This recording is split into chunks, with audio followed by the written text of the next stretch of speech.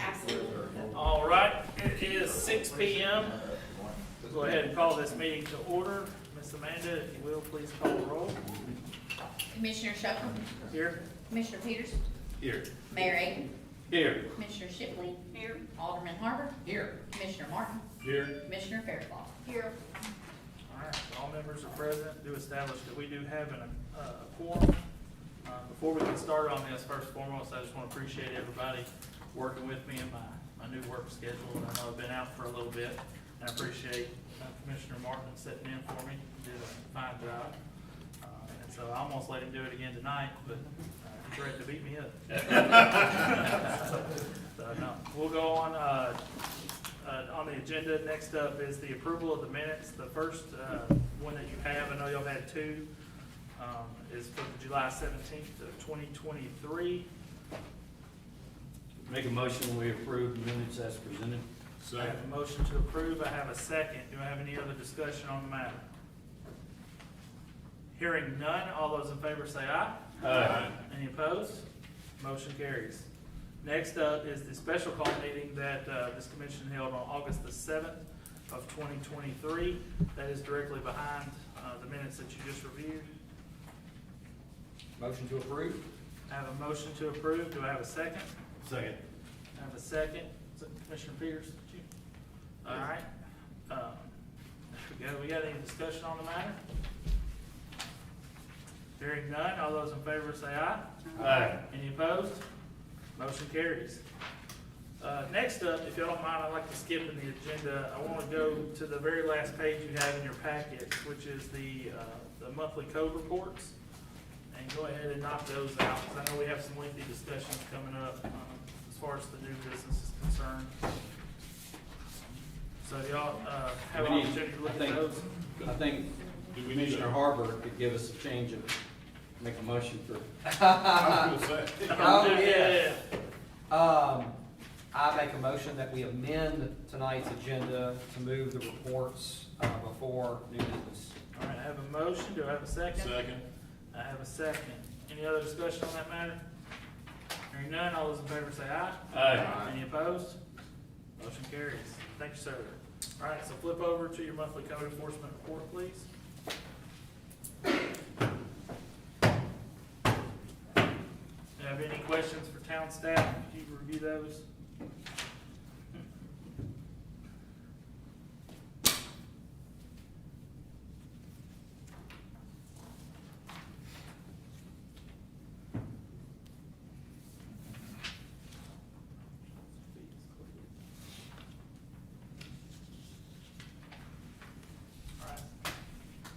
Any questions for town staff?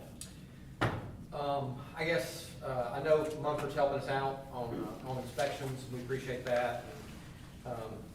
Me and Mark had a little bit of conversation, but why don't you just kind of bring the board up to kind of what we're doing on the, I guess, the citizens' concerns side of things, not really the construction code. So, by complaint The only? complaint, yes, right. Jesse Ratliff is, taking care of that, complaint Jesse. based, and she's doing very well with that. And then she's permitting, doing the process, and then making the work orders, circulating them to Glenn, and then closing them out, so we have a record as we're processing through. And then the actual job is still open until Friday. Okay, gotcha. And then we will, review the applicants that come in and go from there. Go from there. What are we doing, I guess, with the old, I know how we're handling the new ones, but I guess the ones that were already kind of in process, are we just continuing with that in terms of, those that we had sent letters to, and with deadlines? I think most of those are cleaned up, aren't they? We talked about those old ones that were hanging out there. The only ones that are really hanging are the ones that require a citation, or they're at the step to receive the citations. Which Right.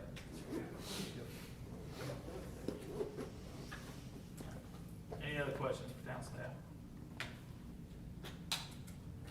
All right, hearing none, move on to new business. First up is the discussion and possible action regarding the draft of the Atoka subdivision regulations. So is that gonna be Mr. Jim today? Yes. All right. Floor is yours, Jim. I brought my packet on here. Yes, sir. I couldn't lift the other one. Do you have that PowerPoint ready to Yeah. pop up over?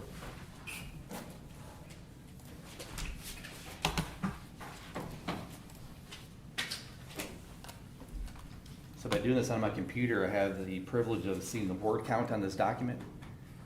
And I don't plan on reading all these words tonight to you, the 35,404 words.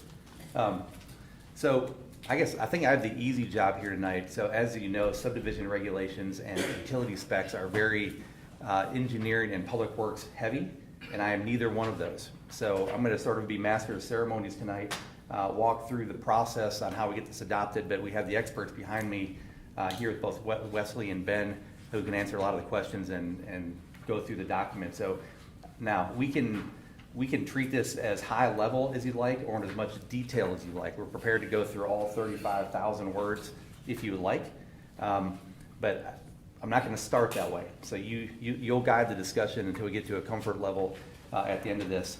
I know the agenda says possible action. You might be ready to act, but we are not. So if you notice in the staff report that we do have some questions, we have some direction from you on. So what I plan to do is, if we can flip forward a slide for tonight, I want to kind of go over the process on adopting these documents. First of all, how we're going to handle it. Go through a very high level overview of the document. I'm going to focus mainly on the subdivision regulations. That is the most meat for this body.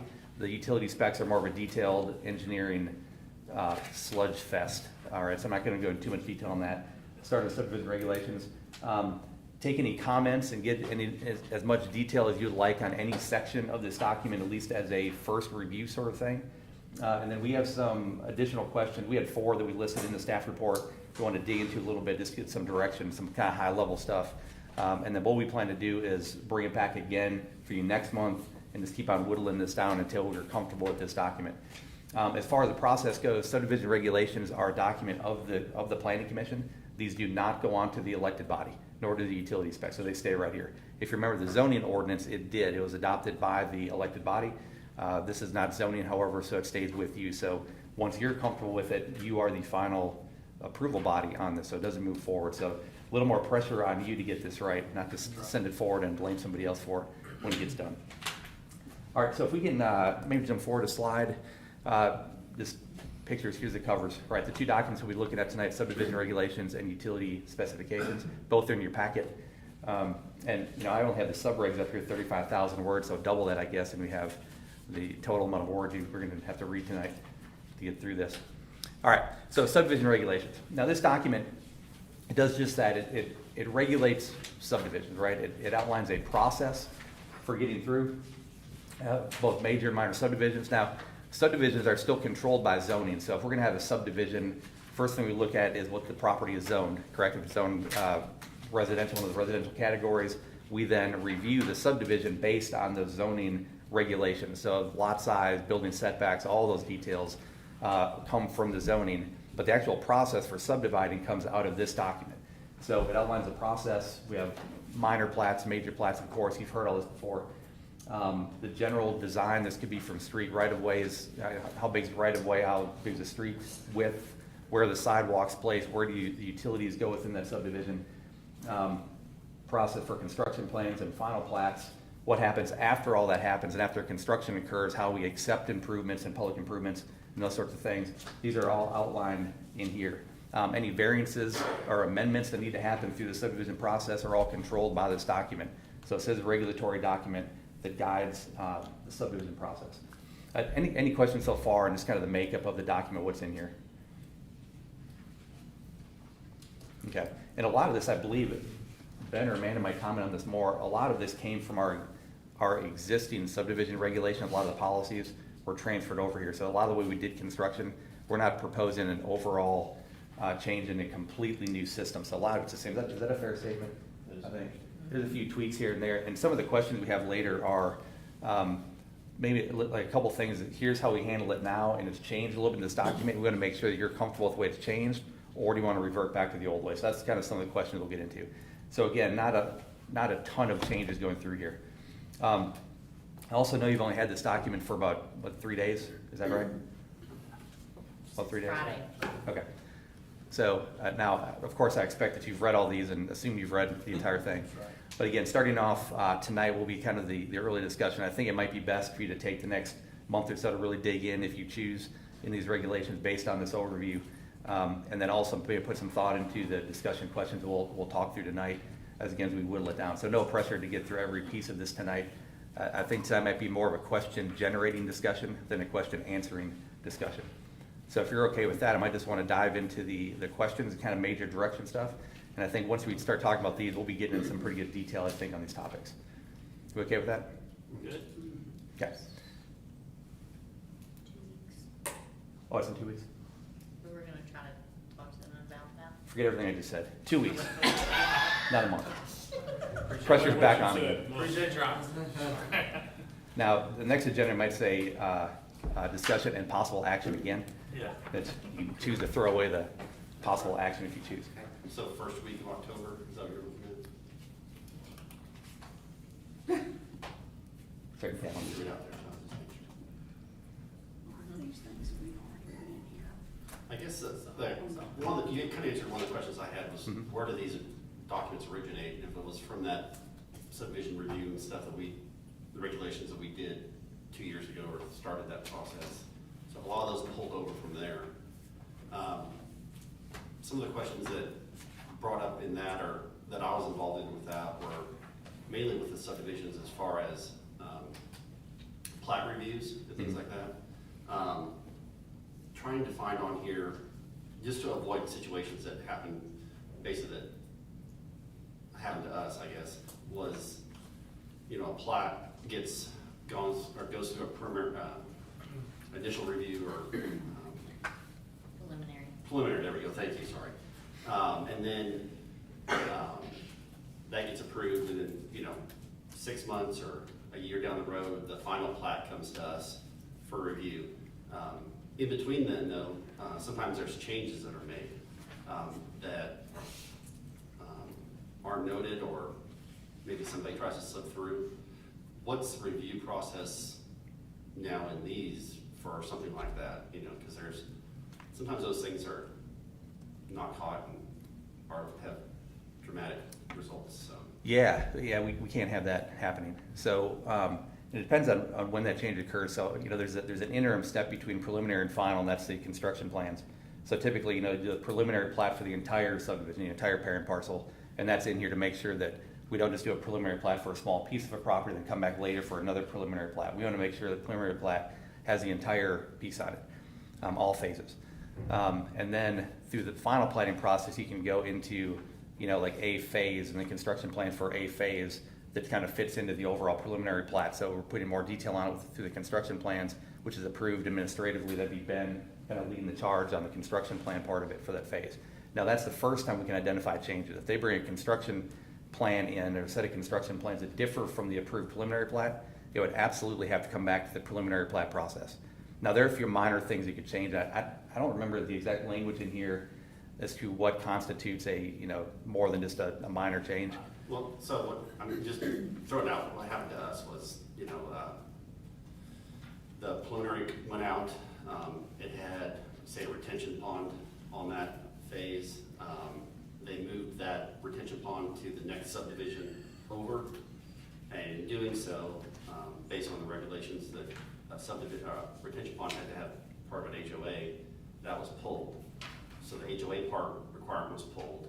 Nobody caught that, and it passed on. So when things like that are done, is one of us to make sure that there's some sort of guidance or some sort of checklist that they send back or identify changes that were made, so we can see stuff like that happening. Is that the one we talked about? Something like that in here, or is that, I know you watched it, you would watch for it, but, years down the road, if somebody hadn't gone through that process, something like that, I'm just trying to make sure that doesn't get missed again. If I can speak on that? Sure, I was going to say something to address it. So when we identified that some of those things were not matching up when I moved into planning, then we initiated, even preliminary, gets a high-level review from SSR. So then they have that ability, our planner, whoever that contracted planner, which is Jim, and he's doing an amazing job, but but they're able to verify before we move to the next level. Where before, I don't know that there was, even though it was there, I don't know that it was actually step by step. And it did not go to SSR for preliminary, it did not. And the construction, there was only certain sheets that they were actually required to review. It wasn't the whole set, so there was a misconception there. That's been cleared up. That has definitely been cleared up. I So feel So like- that's all in the new plan? Mhm. Well, you also gotta remember too, several months ago, we went through and developed an outline and spent a lot of time creating a checklist. Checklist, yeah. And that was what that is really what, honestly, your situation you're talking about is kind of what spurred, I know my conversations with staff on making sure that we get this stuff done. And it's a clear understanding so that the developer knows what the requirements are. And then, and we keep tabs on what the requirements are.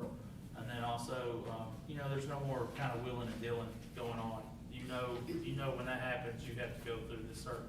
Are those checklists in this part somewhere, or is that something that's at a different level? No, they're there. They're in Appendix A. Our Appendix 4 is the checklist for the site plan. Okay. And I think that was before you jumped Final on. plot is Commission, Yeah. yeah, okay, that's fine. Appendix 2, preliminary is 3. Well, it's not even just the HOA that was left out. The sidewalks aren't even the right size. Yeah. So a lot of that comes That's like, yeah. a lot of that comes down to your inspections, it comes down to your checklist, it comes down to a lot of things that, honestly, at some point in time, we'll overlook. I know, we spent a great deal of detail on it, because I know we weren't happy. There's a lot of people that weren't happy about it, but I think we've resolved those issues and put in some safeguards in place moving forward. We don't want that to happen again. That's why I just wonder where those checklists were, but if they're part of this, then it's So, better. but it's a valid quote, like I said, I think we put all that in place before you had jumped, I know before Tara had jumped on as well, just to make sure that that's being looked at. And again, too, it's a transparency issue. The developer, knows what the town wants and what the town's requiring, and so there's no miscommunication about what is required on it. So I think the checklist has been a significant step forward. Sorry, I didn't mean to step on you. No, that's a great question. If Just that trying to figure out happened, where those were. or is happening, absolutely. So, yeah, I can point to those particular sections that, Okay. Commissioner Peters. So if you're looking at, 2.23, so plat review under procedures for major approval. So this is kind of walking you through the plat review process and preliminary. Okay. That's where it starts, and then you can go to 2233, which is revised plat. So if changes or modifications are required by the planning commission, developer shall submit a revised preliminary plat, right, which depicts the required Okay. changes.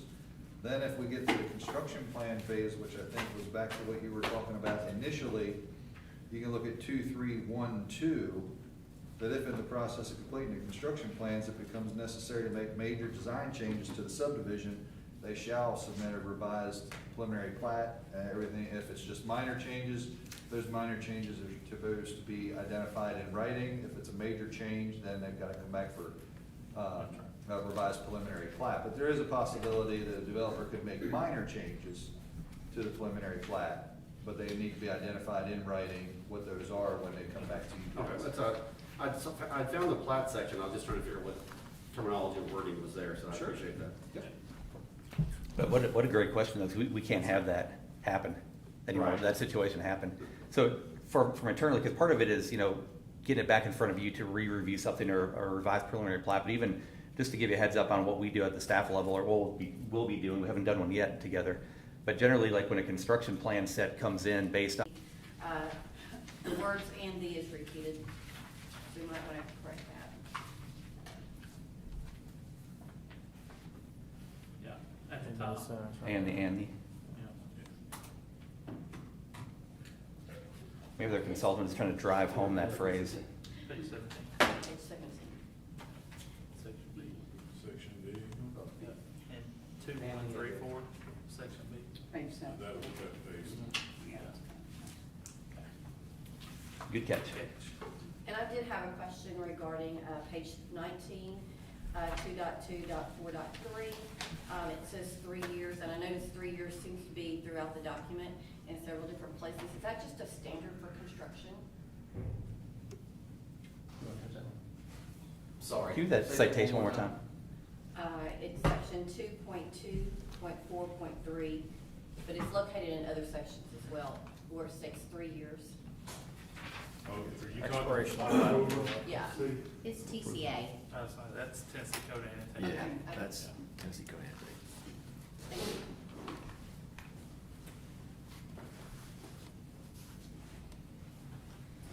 Any other Okay. questions before we dive in? And, Good stuff. and I'm certain some of these questions are gonna trigger other questions, so please Yes. throw them out when you get them. So tree removal.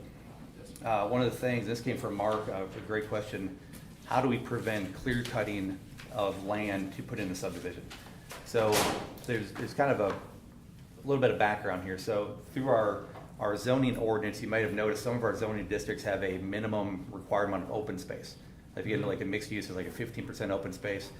And anytime those are designated, there isn't anywhere that I could find, even going back to that document or the subregs, that say what has to be preserved within those open spaces. So you're required to provide them on the plat in the organization, but it doesn't say you have to preserve what's there. So a lot of times if we have a very valuable tree stand, for example, or even something within like a stream, a typical kind of a stream buffer area or something that expands out with some high value resources, the thought is, do we want to require preservation of some of that? If we're requiring open space, do we say, okay, we want that open space, there's where we want it, and this much to preserve what's already there and kind of build around that space. We don't currently have that in there. And I know Mark's pulled up some examples of some areas where you look at a subdivision, the before and after that's, you know, fully wooded 100%, and then at the end of it is completely cleared 100% to put lots and houses in, which is typical, it happens. But the question is, do you want to take it one step farther? In some instances, do you want to preserve some of the existing tree canopy, or, you know, fill in the blank, other natural resources? I know I submitted a question to Orion when we started going through the long-range comprehensive plan. You know, I don't recall ever getting a response back, but asking specifically about, can we do like a tree preservation clause that's in thing, you know, in our regulations and in plats, so that we're not looking at removing all this greenery. I don't think a lot of people understand and realize how much water a tree actually drinks. And so you take out these trees, and then all of a sudden we're having a lot of erosion problems. We're all of a sudden, you know, having a lot of issues that's going on there. And I'll be honest, I'll be frank with you, I'm not the biggest, green person and stuff that we have, but I still want to figure out something where we're not just getting all this greenery and just destroying it, you know, and how we can do that. I've noticed some other places have developed that, some other municipalities have done, you know, little clauses and things that they put in to try to preserve a certain percentage. But I was just kind of, your feedback, your kind of thought process Sure. on that.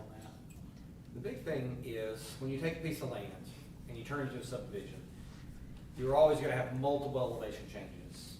You've gotta go in with underground stormwater, underground electric, underground gas. I'm not saying it's impossible, but, you know, it's one of those things that, yeah, if you definitely had a green area kind of at the back of the property, that you kind of have a buffer between developments, but when you end up with something in the middle of the property, sometimes it just, I mean, if you disturb the roots under the canopy of any tree, you run the risk of that tree dying. And so what you run the risk of is the developer leaves, and then you have this tree stand that's still there, and then 3 years later, they're all dead, dying, and falling apart. Right now, our current regulations, they do require at least one tree. Two.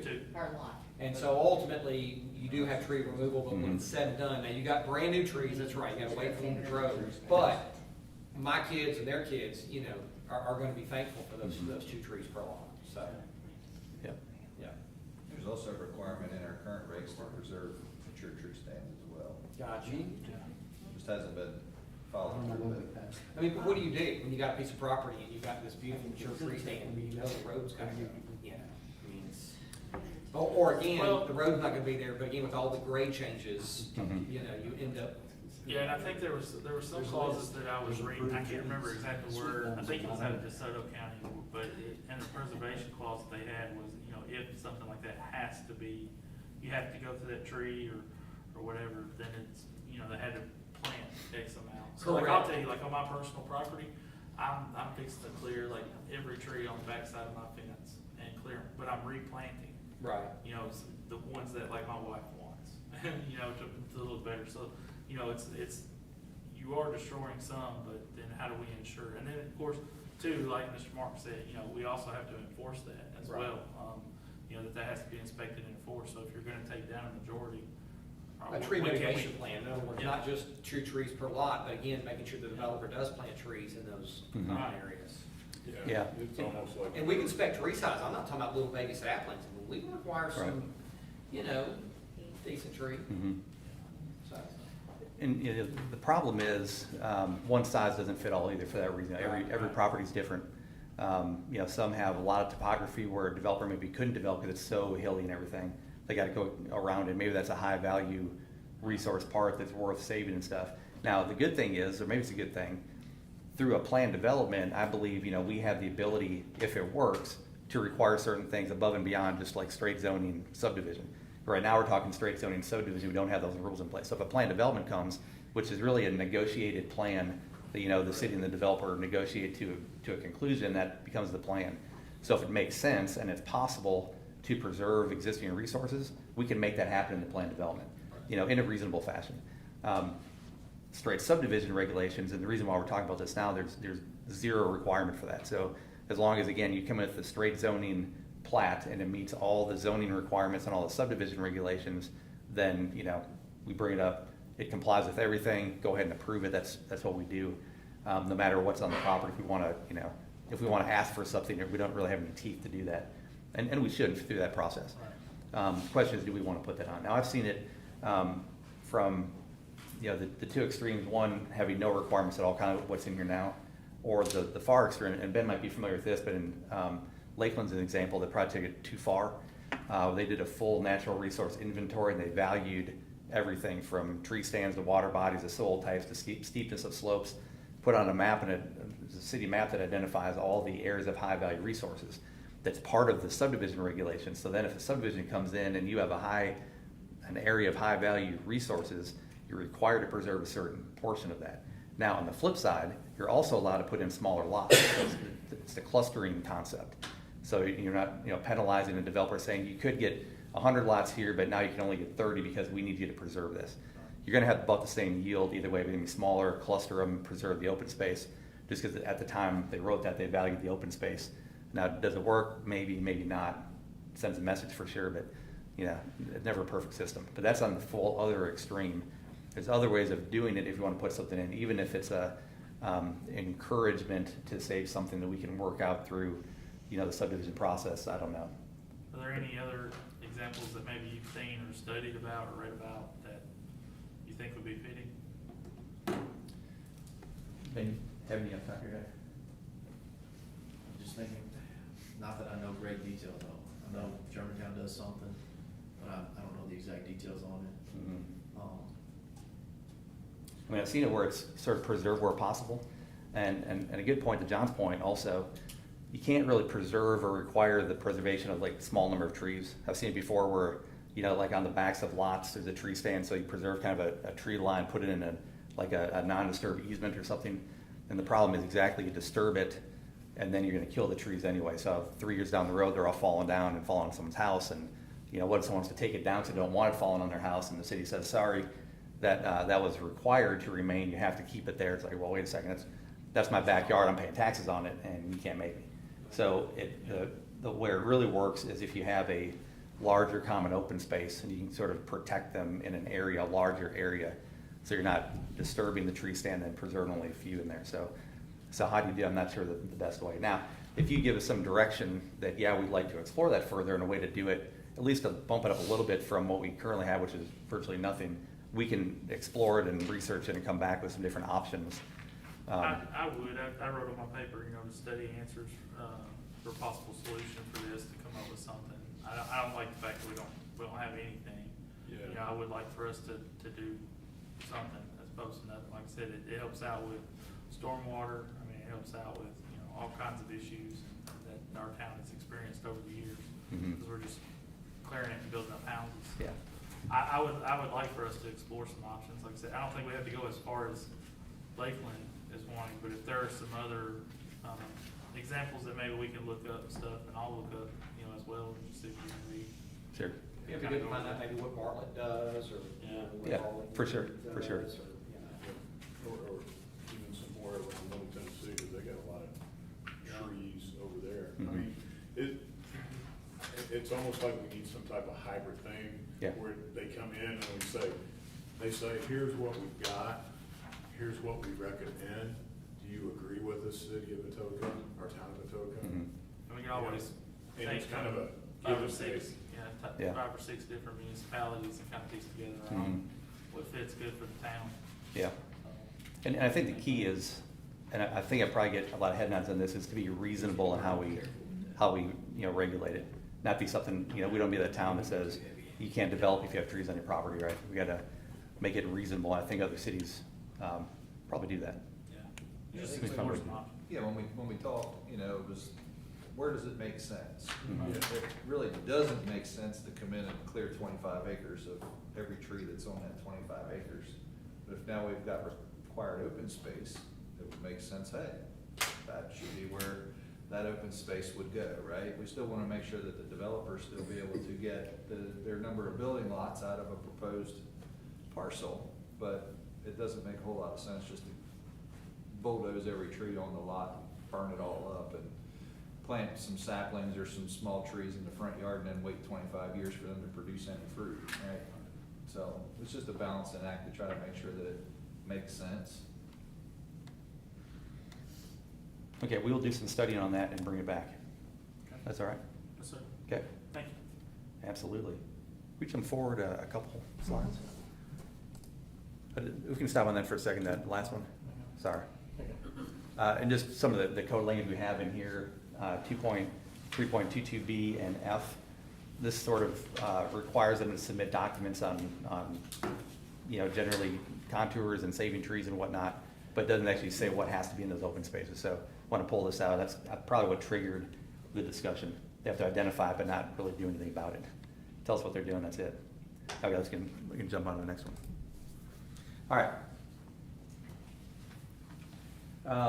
Should the residential street section be widened, or should parking be allowed only on one side of the street? So this is a table, generally 4.3.9.4 in your book. I'm gonna pull a page number for that. Is that It's like 40. 40. Page 40. Page 40. I'm gonna start with the table that you see on that page. This is really a street width table, and there's an interesting column on-street parking, about the fourth column over. What that means. So in 2 of our districts, in our mixed-use local district and our neighborhood local district, on-street parking is, call it allowed, all right? So mixed-use local is very clear. It says on-street parking 7 feet to 8 feet. Now this is on a road with 2 lanes, 20-foot wide street width requirement, lane width of 10 to 11 feet, and there's on-street parking 7 or 8 feet. That is additional to the 2 lanes, and if you flip to the very last page of the document, there's actually a street section that you can look at and shows how that is. So you have the 2 lanes down the middle, and then you have parallel parking spaces on the side of the road, and that's how that's provided. Have we done a cost analysis on what that would look like? As far as from what we have now to what it would cost if we did this, like if we were to widen those? Has that been done? Not that I'm aware of. And are you saying to like retrofit roads or require new roads?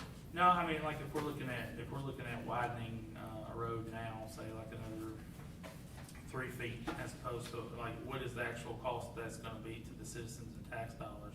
I know it's not gonna be the same. You know, whoever's paving that road for that additional 3 feet for another mile, that adds up, and they're gonna want their money for it. So I was just wondering if we've done a cost analysis on what that really looks like for the taxpayers. Not that I'm aware of. But just to be clear, and I'm a little slow, I think, on this one. Are you talking about the additional feet Yeah. on a road for new roads going forward and the additional maintenance costs Right. compared to an old road? Not Right. retrofitting existing roads? Correct. Okay. Correct. You know, I just wanna make sure that we're looking at that. You know, I hate for us to put something in and say, okay, right now we require 12-foot wide road, and we're gonna move that to 15-foot, and then now all of a sudden, you know, we're putting that burden on taxpayers, you know, Mhm. and then I'm not gonna have to answer that, you know, the mayor is. Mhm. So I wanna be good, make sure that, you know, that's Yeah, for actually sure. being looked at, and then what that maintenance is gonna look like moving forward, when Mhm. that has to be patched or painted, you know, so people don't realize that putting four, you know, 2 white stripes and 2 yellow stripes on the road for 1 mile costs anywhere between $1,200 and $1,600. Mhm. You know, well, what's that, you know, we're adding extra paving requirements, and what that's gonna look like. For sure. Now, I'd probably say in the, you know, the mixed use local, I believe is a new district that we haven't had currently, which is sort of a different street section that we're used to. The neighborhood local is more common. That, if you see that one, I think I have it highlighted, the 20-foot wide street width, Yeah. that is wider than current, isn't that there? The 20-foot, 25. So Yeah. neighborhood, which one you talking about, Jim? Neighborhood locals? Neighborhood 25. local. This is your typical neighborhood street, neighborhood. That's 25, yeah. Okay, so 25. Pictures Got 22, so I don't know if that matters or not. It does matter. Yeah, that's a significant, could be for. Yeah. And even, and this is good, even, the bigger question on this one, that on-street parking, where it says included, that means the on-street parking is included on the 25-foot section. Okay. So it's not additional payment going outside the 25 feet. Okay. Now, and I'm gonna let the expert pop up here in a second and talk about this, the street width based on, is it pavement width or is it curb to curb or? Excuse me, Jim. Mhm. Amanda, did you catch that? Did you get that? Okay. So noted. And one of the big things here, and if you look at that, so if we include street parking on both sides of the road that's 25-foot wide, that's pretty tight if you have a lot of folks parked on either side of the road. All right, so if you have, you know, say 7 or 8 feet, either side only 25, that's gonna make it pretty tight. And the reason, if you go back up to the language 4.3.9.4, underline that second sentence, on-street parking is considered included in the width of the street on neighborhood local streets, creating a traffic calming yield street. So to see these, you know, you're gonna have cars parked, but it's gonna calm traffic typically. You might even have to kind of, you know, yield and go around and kind of weave your way back and forth down a road, which would slow it down. Ben, do you have any comments on this or any insight, direction, what that means? So at a 25-foot, you are talking about, if you got parking on both sides, you're talking on 1-lane street. And that's what he means when he says a yield. So you're gonna pull up to these 2 cars, they're both on the same side. He's exactly right, it's gonna calm traffic. All on-street parking does, in general, anything that makes the street feel narrower, and I say feel intentionally, makes you slow down. If you feel like you got room, you can see a long way, man, our foot just gets heavier and heavier, right? So, on-street parking doesn't absolutely do that. So, at 25-foot width, you just gotta understand that you're talking about a 1-lane street, you got parking on both sides. And that can be okay, as long as we're okay with it, right? So, it could be at times, something where you're trying to get an emergency vehicle down through there. Right. Big aerial piece of fire equipment. Yes. I think you've been in the room, you know, my big conversation is always, if I can squeeze 2 cars in a fire truck, I'm okay with, you know, traveling down the road, because that's the biggest apparatus that we have is a fire truck. And I wanna Right. make sure that we can fit that, so we're not delaying first responders. So a standard parking lot, or like a parking spot out here, it's about 9 feet, right? Yeah. On-street parking's 7 to 8, it's a little narrower, expect you to kind of suck it in a little bit. Get a little grass. Yep. So let's say you got 2 7s, right? Let's say you're 14, out of 25, you got 11 feet left. You can get that fire apparatus through there. You can, it's gonna be tight. He's gonna have what, about 6-7 inches on each side? He's not gonna have much. They're about 9-ish feet wide, But, yeah. give some change. I mean, there's some, depending on which one you pick, you know, they're 9 and some change, right? So the mirrors he's gonna think he's gonna hit something with the mirrors, when he get through there. And then you run into the issue of them trying to access the gear they need, the hoses and everything. Yes. You're hoping that we do not have wall-to-wall on-street parking all the way down. So that's, you know, that's when you gotta think about, hey, do I have enough parking available here? Have I designed for enough parking? It should not be, it should be at a house here, a house there, not all the way. I think most houses nowadays, you're gonna find they're gonna have anywhere from 3 to 4 cars. Especially if you got a family that's got 2 kids. If you got teenagers, that's true. Yeah. So, I hate to keep using our subdivision as a guinea pig, but, so a prime example is Ridgetop code, or Ridgetop to like Eureka. You can park probably 2 cars. I don't know the distance, is what I'm asking, I guess, on, say, Ridgetop versus when you turn to Eureka. What are those existing distances? Do we know? I'd like, that would be a good thing. So- That's real world right now. We know Yeah. there are 2 cars are parked there. It doesn't work. I don't So, remember off the top of my head. I think those are wider than 25. yeah, that's what I'm saying. Ridgetop, you can get 2 cars in a fire truck. But is that 25 feet? I don't know. It's like 26, 28. I don't think it's 20, I think it's 26. So, you know, that's kind of, what's our existing, are we, Looks like existing now, what do we have versus 26. parking on the street? Is that, do we just go back to what code is, or I mean, what's code for parking on the streets now Well, versus? that's really what kind of started the discussion, Yeah. that's all 25 feet away. Yeah. You've got people. 25 feet, For 7 sure. feet, 7 feet, that's Yeah. 14, now we're down to a very Yeah. narrow, and that's of course assuming that those cars are up against the curb, that's not Right. including a foot, usually people are on the gutter line or they're a foot or so off the curb, so now you've lost 2 more feet on each side. Right. Now it's even making the center even more narrow. I'm sure you can get an answer on what the curb to curb width is in some of those existing areas. I tell you from personal experience, you sit on top of a fire truck and watch them drive down that road, and I mean, we got some fantastic drivers, because there's times where I've been like, nah, we just hit that car, and somehow, you know, I mean, within an inch, just missed it. So, I mean, kudos to our guys, but it's about time. I mean, it's coming. I mean, you can only roll the dice so long before we're gonna hit a car. They just look at the fact, not only a fire truck, but look at all these neighborhoods that have school buses going through them every day. Yeah. And garbage trucks are big. Garbage So Yeah. ambulances now, you know, are getting there. Yep. So one of the things that we discussed Friday that I brought up was that the standard local section in the city of Memphis is a 30-50. It's curb to curb is 30 feet. All right, well, if you have 2 7-foot lanes of parking on each side of that, that's 14 of your 30, so you got 16 remaining.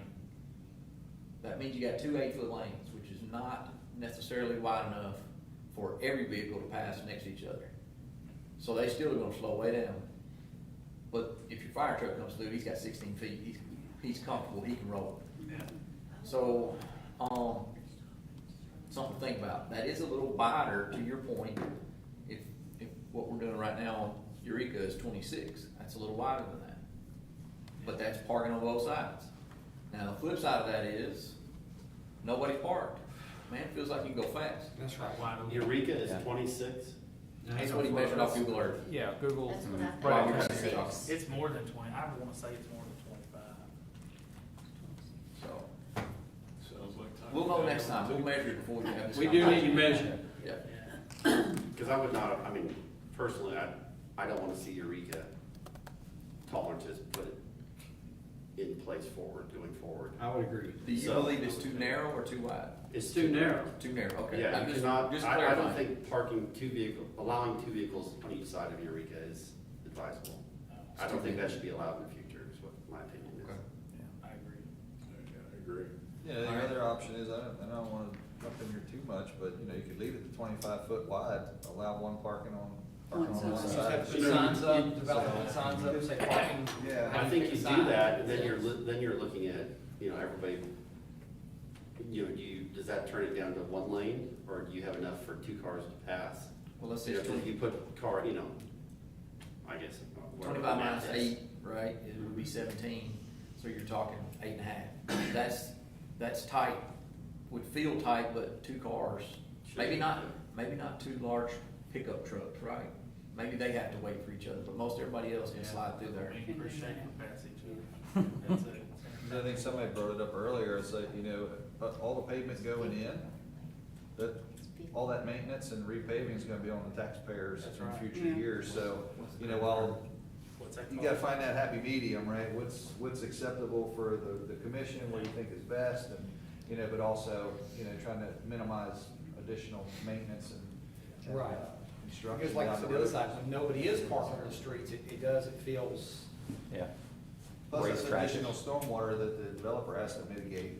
Right. You know, that it means they've got more retention, because they've got more impervious surface to try to deal with at runoff, so. But the problem is Eureka is the only outlet for that subdivision to come out from the back until they get closer to the front of the subdivision. So That's it's true. like a major thoroughfare with no other outlet but Right. Eureka Springs. So it might vary on what the developer plan, you know, what the overall grid looks like too, if that makes more sense, so, you know. Yes, and it Just does, on and that. that's why we have different sections, right? Like a collector and Yeah. arterial. That's, as, in a situation like Sterling where you've got frankly one way in and a lot of homes back in there, it should get a little bit bigger on the way out. But it shouldn't, it's still not that many homes, it shouldn't get that much bigger, right? So. All right, sounds like we will have further discussion about this item. Yeah. For sure. Sorry. For Sounds sure. like the Pandora's box is open on that. So you want it wider than what's on Eureka Trail, but not too wide?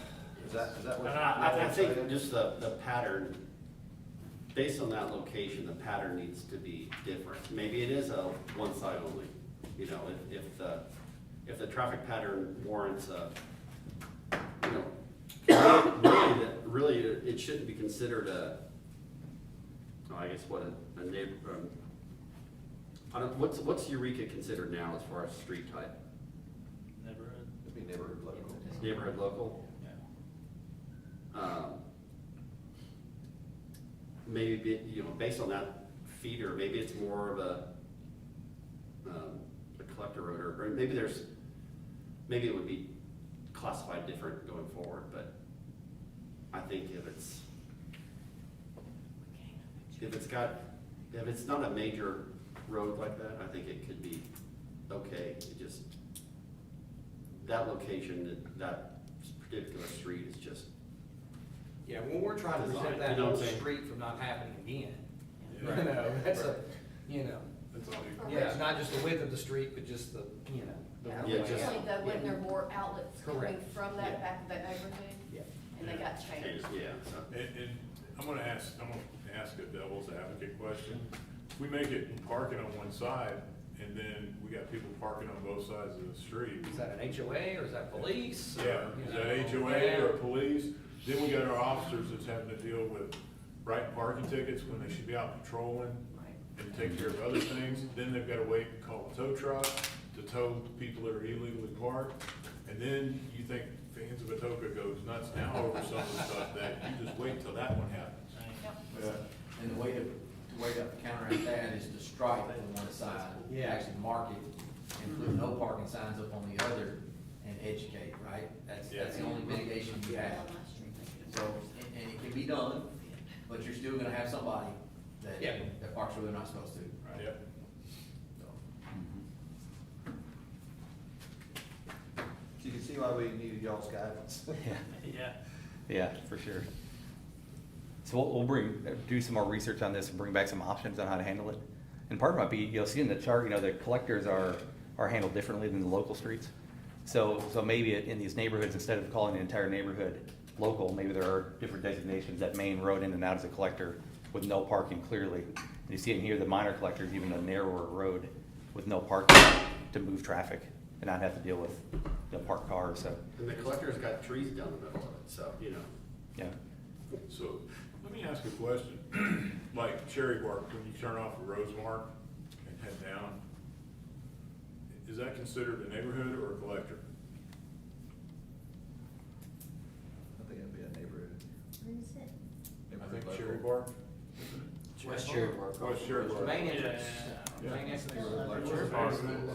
But that different, at the time that subdivision was developed, there were different requirements for the cartway width or for the street width. So, you know, in areas like Sterling Ridge, it's really wide. Yeah. In Oak Creek, it's really wide, but then as those different phases came in, you can see there's variations in the street widths, Right. so. Yeah, Cherry Bark's wide. Yeah. I've got down in my notes, I'm gonna take a measurement of West Cherry Bark and Ridge Top, just to see. Yeah. Maybe a happy median. those In two. between, because, Yeah, I mean, Cherry Bark seems like it's yeah, maybe just a little bit too wide, Yeah. but it gives you that room to go down and park. And if you got a camper and you're trying to go through to get to your house, you're not worried about taking your neighbor's car out. And you got room to turn around and back. And Oh, got it. And that's up top, sir.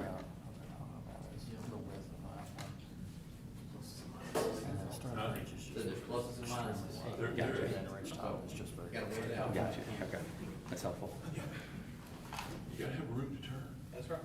that's right. Miss Vicky needs to back her camper. Somebody knows that money, right? You know, my bed. Okay, I think What's we- next there, Mr. Jim? Let's move on. Let's see who we can beat up next, huh? Oh, we're still on streets here. Okay, I think this is gonna be an easy one, let's talk about it. Should the town continue to require payment in lieu of construction or construction of required improvements on roadways adjacent to a new subdivision? So, as you see in the language here, this is on 4.3.11. You have a page number for that by chance? 41. Page 41.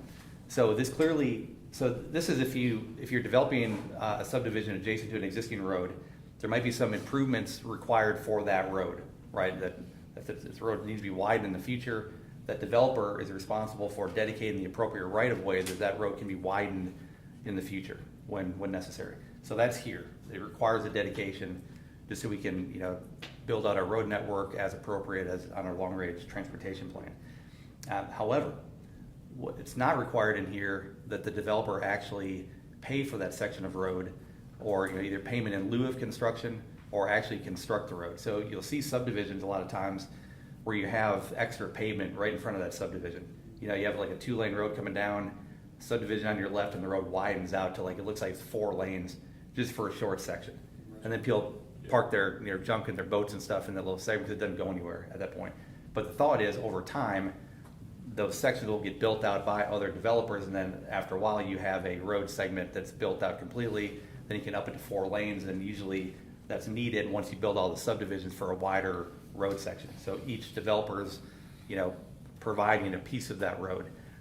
2 options I mentioned before: you could construct it while you put your subdivision in, and then you just have this excess pavement for a while we wait for other developers to do the same. Or you could require a payment in lieu of construction, meaning that they would pay the value of that construction to the town would hold it, and then when the time is right, go in and build the entire road at one time. Either way, common options used in different places. We don't require that here, and I believe we currently require it in our existing subdivision regulations, but the new document here does not require that. So what that does, if we don't require the payment in lieu of or construction, then it comes time to build that road segment out to meet the demand of traffic, then the town's paying for it on our own. Why don't we include that in there? Yeah. That's why I thought this might be an easy one, Yeah. if y'all are okay with that direction. Now, would the payment include the extra land for that? Or is it just payment for what it would cost to build it, to buy the right of way? Yeah, we wouldn't buy the right of way. The developer is required, based on this language, the developer is required to dedicate that right of way to us. Forget about the construction part of it. They're gonna give us that land for the right of way. Okay. And that is, and the general process is we have a major road plan that says, okay, in the future, this lane shall be 4 lanes wide. It's only 2 now, so if they develop on it, they need to provide us with that extra right of way. So we own that land. We have the ability then to expand the road when the time comes. Can I just ask a question? It's Mhm. probably gonna be it's related but not related. So when we present this and we decide that we're gonna, charge the fee for that. Now, it's gonna probably, send some developers up a tree and, they act like they don't make any money as it is when they develop an area, which we all know that to be false. But I think we we really need to stick to that and not be swayed by any certain developers or developing any plan. Do you? Agreed. And in fact, our existing regulations require that now. So what to change is we just taking out what we currently have. So we're not adding a fee or adding a requirement, we're just continuing it. If we go with it as written in the current draft, we'd be sort of giving them a break where they used to have to pay for it, now they wouldn't have to pay for it anymore. And I don't think that's the direction we would probably want to go. No, it's not. Okay. So are we proposing that they have the choice, or are we proposing that they do? I think we kind of. Yeah, so I mean, I like the idea of if there's gonna be several subdivisions that they pay and then it all gets built as one unit. Right. Just segmented. So generally, there is a choice, okay? And it is because of this reason. So we, as the town, we have to bid things out. We have to advertise it for bid. We have certain standards we have to meet. We're probably gonna use some state funds to help us do this. We'll end up with state requirements. Long story short, it's going to cost us more as the town than it is the developer to build it for himself. So generally what they choose to do is they choose to save themselves money and build it right then and then give it to us versus paying us, because we'd have to say, well, it's gonna cost us X plus Y and he can build it for X. So we would charge him X plus Y and he's gonna say, well, I can save Y and just build this myself right now. And then to add that, if the town doesn't develop this road for 10 years, That's right. we know that cost is going to go up, and so, at the end of the day, we're short selling the taxpayers unless we invest that money and put it in some designated fund that can only be spent for that project. And even then, there's no guarantee that it will be enough at the time. Correct, that's right. Is there a set width that those are built to, or is that based on development? I mean, It's we don't based want on- one guy having 40 foot and the next one's 35. Correct. So what's, So there's a major road plan, and we require them to build it to the major road plan, so that everyone, they can go download it off the internet, they can see exactly what they're gonna be asked to do, they can, therefore can plan and be predictable about everyone along the same corridor. So how do we fix this? Just recommend to y'all and y'all fix it when we come back to read Yeah, it again? we'll fix it, bring it back to you Okay. Yes, ma'am. All right. with the language in. All right. I knew that was gonna be easy. Easy. How about the next? Not so much. Street lighting. Oh. Okay, this is sort of a major policy discussion here. Page 53. So language in here, 4.6.5, this says that, the subdivider is one that should install or provide, the money to install street lights to fully light the subdivision. And I know street lights can be kind of a sticky issue among different cities, and I think just talking here, we want to get some good policy direction on how we would want to do this. So some cities, they don't want entire subdivisions lit up. Others do.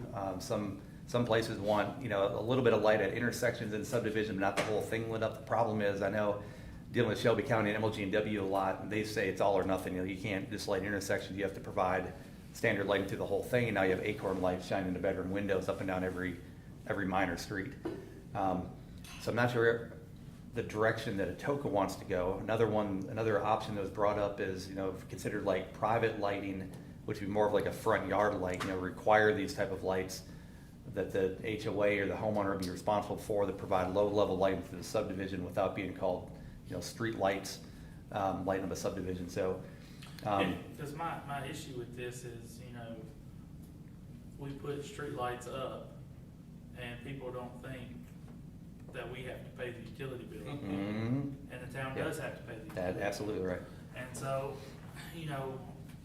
we move forward and we kind of, you've got people that are living in older subdivisions that don't have street lighting, but they're fixing to pay taxes for newer subdivisions that do have street lighting. Mhm. I like the street lighting personally, that's my personal option on it, but I would like for us to find ways to make them more appealing. I don't like how in some sections we have like industrial street lights that are for like industrial parks up. Yeah.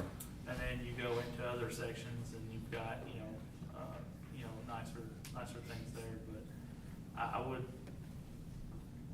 my personal opinion is I would like to find ways for us to kind of, dim that down, for lack of better terms, and maybe, the homeowner's responsible for what they've done, as opposed to, I just don't like people paying for things that is no benefit for them, so. Has the town noticed any difference in the traditional streetlights versus the new LED that were put in around? Have we been able to, do we know the difference in cost on those? Those were done before I got here, haven't done any kind I'm of just curious. analysis You on mean it. cost of purchase, or you mean cost on the electrical? Electrical.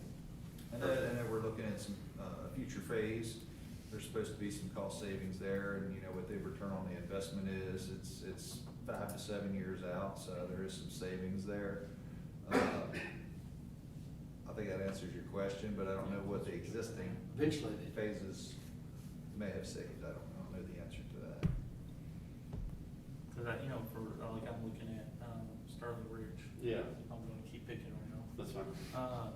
Where I think you could have looked for some, I don't know what the terminology is, but for some like old London style lighting to be up instead of those big industrial poles, and I think you could accomplish the same thing, look nicer, probably been a lot better. You're talking the new phases or the original? Yeah, the news phases.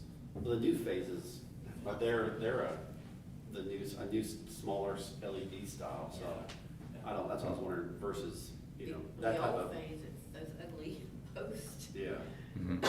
Just think it wouldn't fit, I was like. Yeah, and there are options that the utility company provides to be more decorative and not the industrial type that, I believe there's a list of several that the town could say, this is our street light we want to put in, but then we still go to the long-term cost of, paying the electric bill and maintenance on it too, for replacement costs and everything else after the initial. But we also looked at solar options. Like I said, I've spent a lot of time in Florida the last few months, and I took some pictures and was sending them to some of the town staff, and I know that they've also got lighting out there, and their street lights are solar powered, and so those are options too. And I did meet with their vice chair of their planning and talked to him about a few things that they went through and Atoka's going through now, and I just rung up my bell, I forgot about it till now. But just options that we're looking at like that with solar.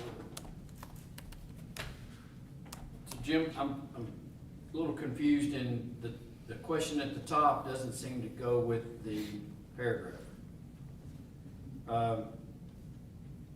Provide, so should the town require, okay, I get that, provide street lighting or regulate. So then this goes into talking about how the developer's going to do it based on if it's deemed by Public Works and the appropriate size and spec by Public Works. So I guess you're just asking a question at the top and giving us some general rough draft language. Yeah, it's generally the policy on how we want to move forward. So, and I would look at this, if we require them, we're gonna make the developer put them in, but they're gonna be our lights. The Yeah. town's gonna take ownership of them and be required to maintain them over time. So that'd be really a city service to provide these lights over time, once the developer installs them.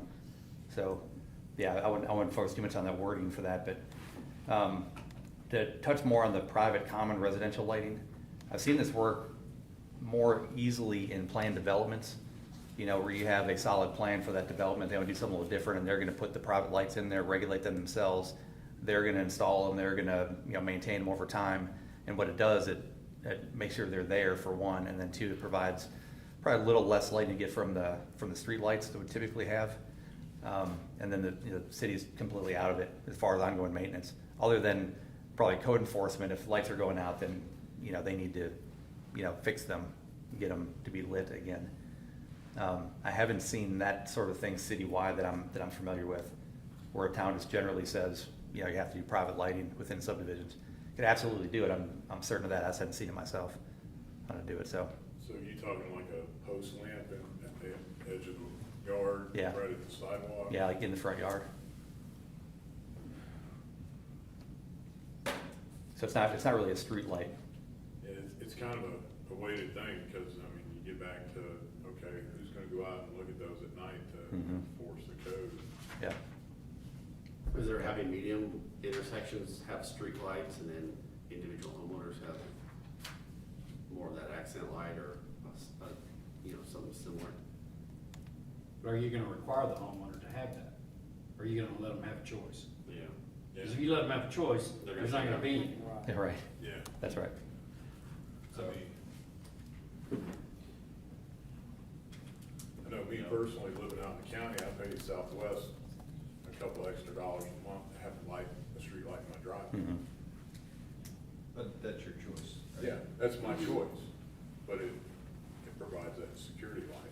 Yeah, and we've seen that problem, I call it a problem, like in neighborhoods without an HOA, where they just call the utility company LG&W, and they'll come out and put one of those lights in, like a Cobra head overhead, and it's just way out of place, but an individual owner wanted a light in front of their driveway. But it seems very out of place in a developed neighborhood. Yeah, especially if you're trying to go with a lot of underground utilities and so forth. Absolutely. Now, in the county, absolutely, it makes perfect sense. Perfect sense. Yeah. But, I mean, planned neighborhoods, it should be, I don't know. It's almost like it should be part of the plot or the site planning as to say, this shall do this, Yeah, but. yeah, I think that's what we're working towards, saying that this is how we do neighborhoods in Atoka, this is how we're gonna handle lighting. It's in black and white, here's a requirement, here's how it's gonna go. I just wanna make sure we had this discussion first, before we just roll with it. When it says original installation cost, is that I'm thinking, thinking back to Sterling Ridge, or whatever, and they had the base, they had the electrical at the base, but they didn't have the lights there yet. So at what point are we talking about the developers required? I would say the whole light. That's interesting that they put the post and the electric in, or the base and the No, electric. they ran, each homeowner had an electrical box. They still had to come out and they ran. Oh, okay. They ran cable or ran wiring. So it wasn't in there when we did, okay. I'm sick corrected. And I think they may have used some of those boxes as far as spacing goes, just because they were there, but I think everything got rewired for those, if I remember right. Is there a desire, does the planning commission wanna have streetlights that I mean, there are paid things for that by I think- paid for by the utility, by Yeah. taxpayers to the utility? And what's the purpose of the streetlights? That's a yes or no answer, and then if you do, then there's decorative posts, I think Jim may have alluded to it, that Southwest provides. Hey, you can pick these 5 decorative posts. Now, granted, they are more expensive, but, on the flip side of that, you're trying to, as a planning commission, you're trying to design the town and build a community, Yeah. rather than, you got this commercial industrial type street light. I think that- you have to have them. I Yeah. don't think you can have subdivisions that are dark versus some that are lit, Mhm. so. And it is a deterrent for crime factors, Yeah. and we're starting to see more and more break-ins, regardless if people are leaving their stuff unlocked or leaving stuff in their car.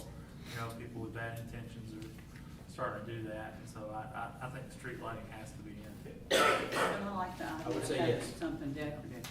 Yeah. I like the idea of having decorative rather than just commercial looking. Right. Because at Shirley Farms, one of those developments, we went on our field trip, had the post lights in the yard, and I think they were 7 or 8 feet tall, and Yeah, we can, Yeah. Southwest, at least back in 2020, Yeah. they had sent over like a lamp post or whatever. We can get something Okay. that's current and show that to Looks you, so good. you can get a better idea. Some of them have an arm that come out, and it's kind of like old English kind of looking Mhm. thing. Yeah. and an LED fixture, you've got others that are just a post with like an acorn at the top. Mm. When we talked about that, we wanted to make sure that that it had some shading, so the light was directed down and it just So wasn't. could we do that as 360 degrees. per subdivision? Should we do that per subdivision, decide what that, or just make it for the whole town? Now, this Ongoing? is subdivision. Yeah, I know, but I mean, which post? Every subdivision. Which post? Every subdivision could choose their own, or, because if we decide that we want to do that we would like the town lighting, which I like that as well, but do we have one subdivision do one do another, we decide as a group which one we're gonna choose? Does that make sense? Yeah, Yeah. That's a great question. It's a great question. And. I think the big question is, do we want lighting? And if we want lighting, do we want it to be public lighting or do we want it to be private lighting? We want it to be cute. You do, Josh, you you know, just answered it. but I mean, you do, you want it to look You nice. want it to I mean, look when it looks- inviting, when you it looks want people nice, to, you know, to think, well, this is a nice area. Yeah. I don't want people. But I would, to I would like to also ask South, you know, are they exploring, like I said, are they exploring solar options? I mean, we are seeing some things go up, and that way that takes some of that cost off of the tax. Sure, dollar. sure. You know, if that's an option, you know, in the future. I think, Yeah. Vicky, I think to answer your question, and just to take the existing subdivisions, I would think that Lockmead is gonna have different lighting than Williamsburg. Right, I wouldn't think that it would be the same. but, So- right, I see that. I was just talking about the future subdivisions. No, that's what I'm saying, but Yeah. just using the existing as an example we Right, have now. right. You know, or blades, let's Right, say that. Right, And don't right. forget, we also are the site overview committee as well, so I mean, Right. we're opening options and they can look at that, then, Mhm. I mean, what is? So I don't think it would be one size fits all. No, that's what I was Yeah. saying. I like the idea of the subdivision being able to choose among a group that we approve that looks better than Yeah. the industrial type thing. Plus, you know, is that same style gonna be available? Available for each continuously? one, yeah, right, Yeah. Because, you know, styles change over time. yes. And that's one of the things that Southwest was sure to impress upon us, is that the developer can't just go out and go to ABC Light Fixture There you go. Company and Right. buy Right, Mhm. a light post and the fixture from them, because it's through Southwest, and Southwest wants to be able to have their stuff. materials and equipment available to Right. replace it in like kind, and you have to buy from this Right. group of lights. But if we went private, where it's run off each individual line, and it's no longer public lighting, it's private, then Then you can end up with a hodgepodge of different you lines. have to spec a particular fixture per subdivision. And it would be standard Because you're gonna have for that different builders, and the subdivision. same builders are gonna need to use the same light, Right, but, yeah, Yeah. but you can do it. you could do it. I like the Southwest approach. I do too. I like the Southwest. Yeah. So, and then, It's just been for so long, the developers have just done on their own what they wanna do, and sometimes the finished product isn't what we thought it was gonna look like, even though we've kinda guided that way along, but there's always something that's been left out along the way, which I think we're covering most everything now. And I kinda like the idea of us, and I know it's probably not gonna make developers happy, but, you know, I believe it makes the town people happy, the citizens happy, yeah, and that's the most important thing. yeah, sure. And I'll have to look back in the Southwest catalog to see if they've got the cute streetlights. Thank you, Mark. I'll see if it's in the table of contents. So I would think that paragraph would have to be totally redone. I mean, if we're saying Yeah. that we are requiring it, then that takes out reasonably necessary by Public Works. Mhm. And then the next sentence also, so I think that whole thing is, Okay. Yeah. So we'll Yeah, I think we accept specify, that. and probably even add an appendix where we might have the different options available. That Okay. we have like three to five different lighting options that can go in. Okay. The other thing too, again, we're talking subdivision regulations citywide, but a plan development could be done differently, because typically a plan development, you want to elevate standards within that, beyond our Right. basic standards. Gotcha. So if somebody came in and they wanted to do an extra fancy or extra cute light within their plan development, I think we're all for it. As long as they could show us how they're gonna, maintain it and install it and all that, Yes. and have access to future poles and whatnot. Okay, we can rewrite that. All right. And then, last slide, last issue, this is kind of one catch out of probably a bunch. I know we talked about some typos and some references tonight. This one thing that Amanda caught throughout the entire code was, or I guess it was Mark that caught it, I give you the credit, changing Southern Standard Building Code to International Building Code. That's not me. That's not I don't know Amanda. who called that, but it wasn't me. Okay. I think it might have been Jesse, actually. On that last. That's right. I think the mayor probably caught that. Not at all. After Jesse told you. Mr. Vicky, now, come on now. Stephanie was We are called. currently under the international. Said you would have called it Miss Stephanie. So those kind of things we'll have to change, obviously, and fix as we get closer to adoption, but Yeah, they're hanging out there for sure. good job, Jess. Jim, Yeah. is that it? That's all we had in our discussion Well, was. you had a yellow highlight, or somebody did on page 48, about 25-year frequency flood. Why is that highlighted? That was a highlight because we needed to ask Ben about it, and he gave us Okay. a sufficient answer. Okay. You wanted to describe your answer to the 25 You don't year need flood? to, There's one on. Yeah, Ben's got a few notes. unless that- y'all want to hear him do it. Yes. Go Okay. Ben. Yeah.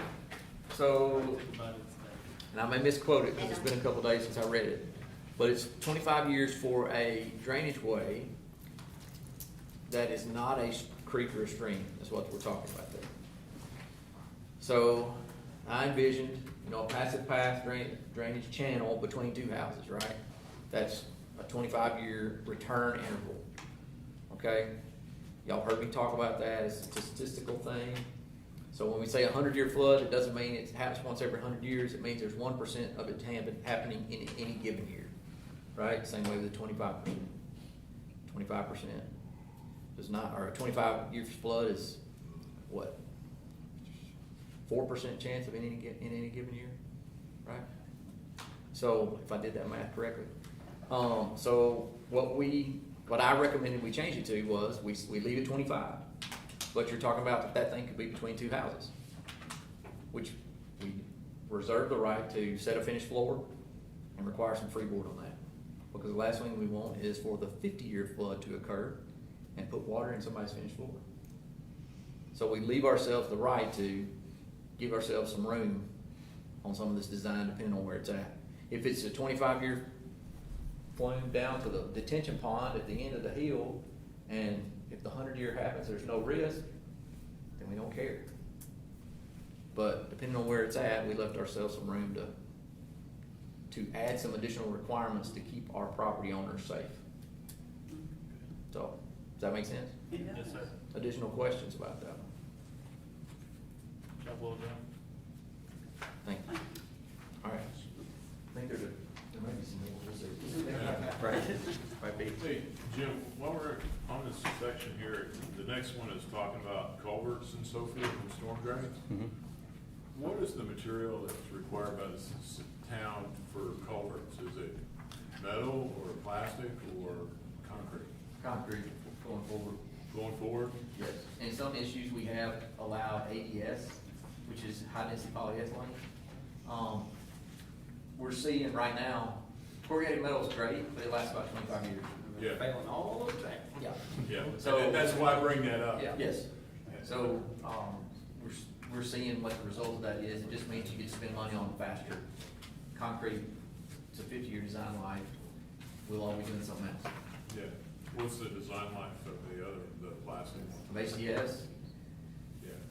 if, as long as you keep velocities, and this is true of all of them, okay?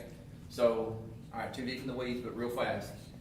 Between 3 and 20 feet per second, water in there. Right. If we go less than 3 feet per second, we deposit stuff. If we go faster than 20, that same stuff scours out the bottom. So as long as we keep our design parameters where they're supposed to be, we should get an equivalent design life out of an ADS pipe, high density polyethylene pipe. Traffic rated, we're not doing anything that's not traffic rated, that we do out of concrete. So, but given the choice, we're gonna always go concrete because it's tried and true, and there's 100 years of history in it, we know exactly what it's gonna do all the time, it just lasts. So that'll be for residential driveways too? Okay, residential driveways are a little different because they belong to the property owner. Right. So they are taking that risk and they're not the towns. So I personally hesitate for us to dictate what type of pipe that you put in, knowing that it's your driveway, you're gonna have to replace it when it fails. Now, we're gonna talk about what size it needs to be. If everybody else down the ditch has a 48 and you decide you wanna put in an 18, that's not gonna work. Right. But I personally, and y'all can tell me different because this is y'all's purview, not mine, would not tell them on their driveway what they have to have. Now, if they call and ask my advice, I'm going to say concrete. So, Yeah, no, the reason I ask if the town has a say in that is because I know the county will tell somebody that you gotta use the metal. And the town of Brighton, where my daughter lives, they used to say, you had to use a metal one until they started having all the failures, and they flipped over to the plastic ones. Yeah. So ultimately, that's up to y'all. So, Okay. I mean, I think it's good to let the homeowner I do decide. too.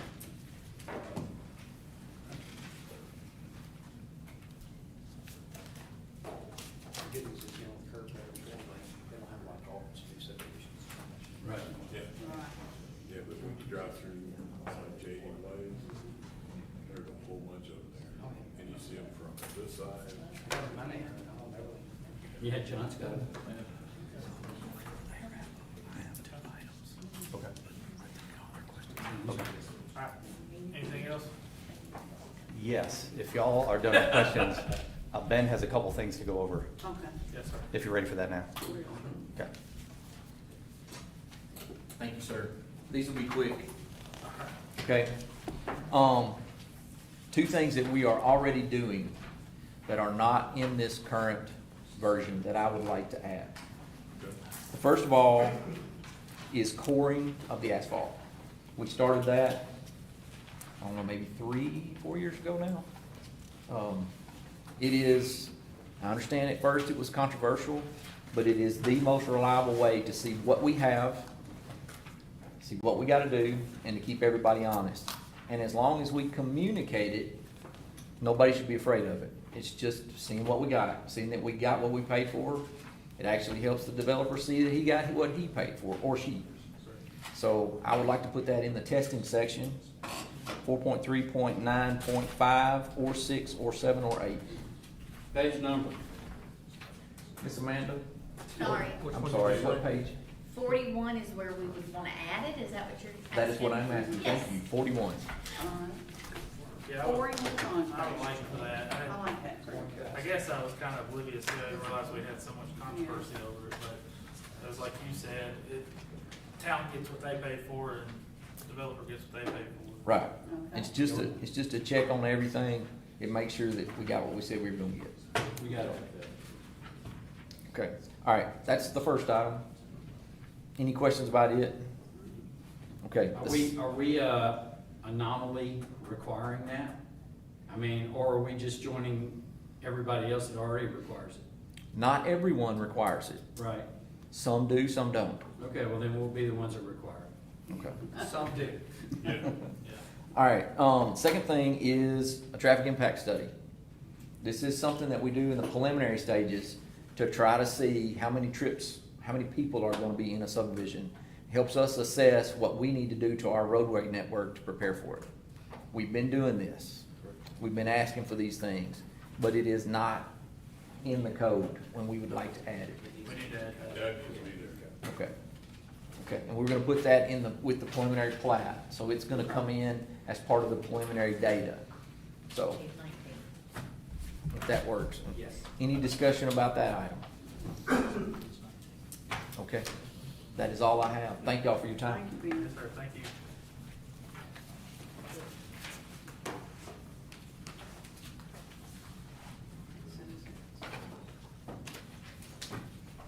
Are there any other questions about the Atoka subdivision regulations?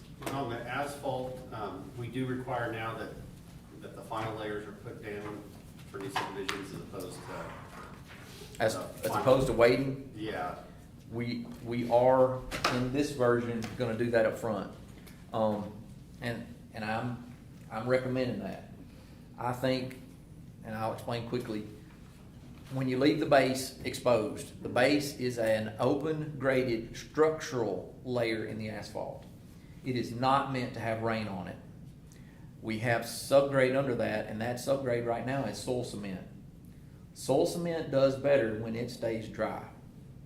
So by leaving the base exposed and our soil cement exposed, while they build the subdivision out, we are actually creating more base failures for ourselves to repair. And the more times, it's like a roof. Your asphalt roadway is like a roof. It functions way better if it's never patched. If it never has to be patched, it'll last way longer. So if we put that surface mix on there now, then That's what's supposed to drain, and it lines up with the gutters, and it drains into the gutters, and water doesn't sit on our base where we don't want it.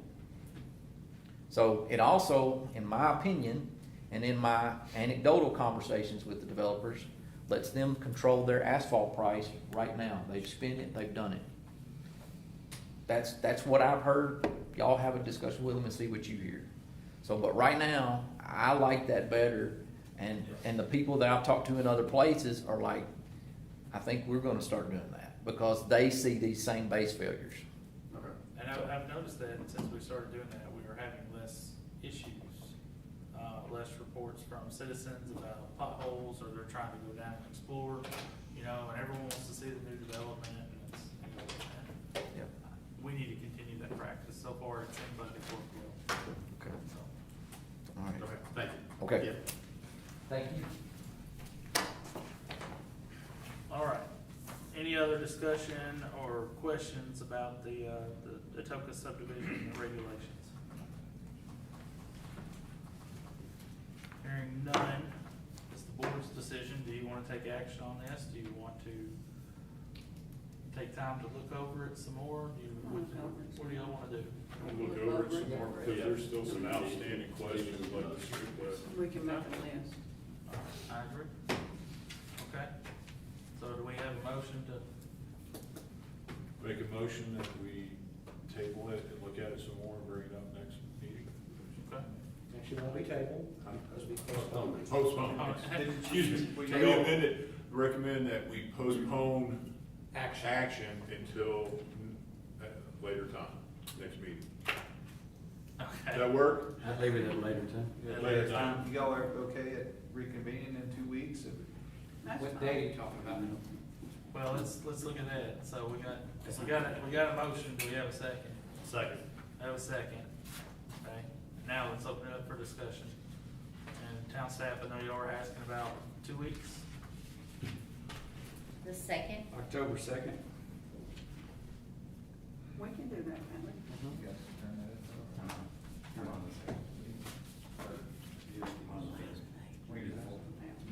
I know that the Parks and Rec has an art show that's here between 1700 and 1800, so between 5 and 6 p.m. Well, we can still go to 16, can be open, wouldn't it? Yeah. Are they This doing amazing. it in here? Yeah, they usually do. You know, the we're art show, we're trying to work through the date. yeah, because the art show is gonna be on that day too, from 5 to 6. We're, Columbus Day, that would be the ninth.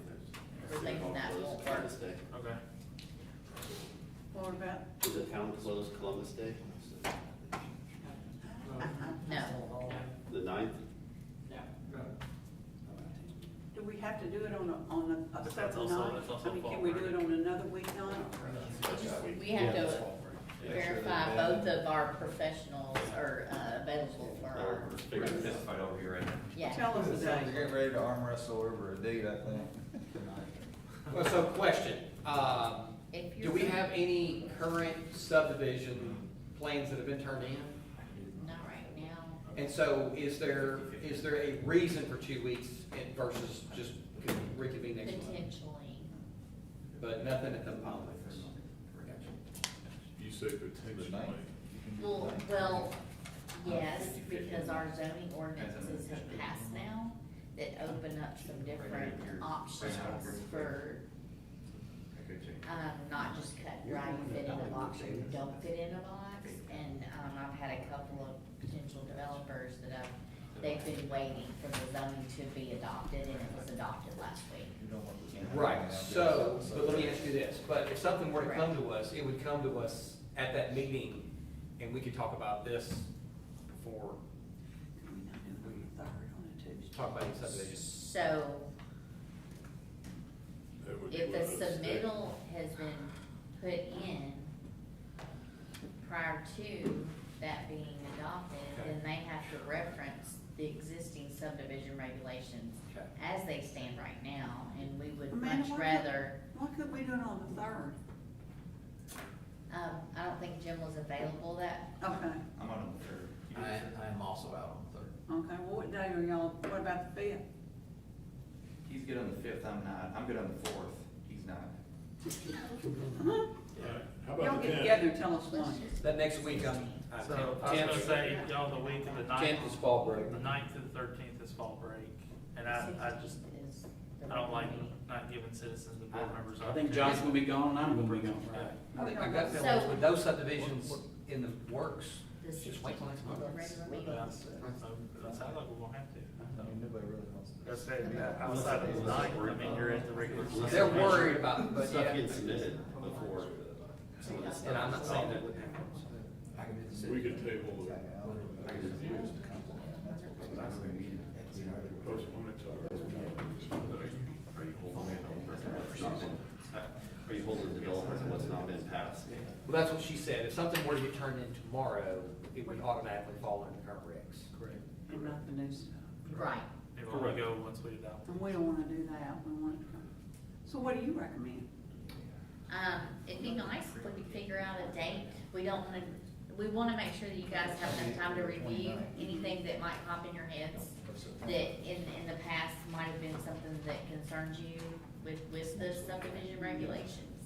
Like you said, just making sure there's, you know, things are hemmed up and we're ready to move it.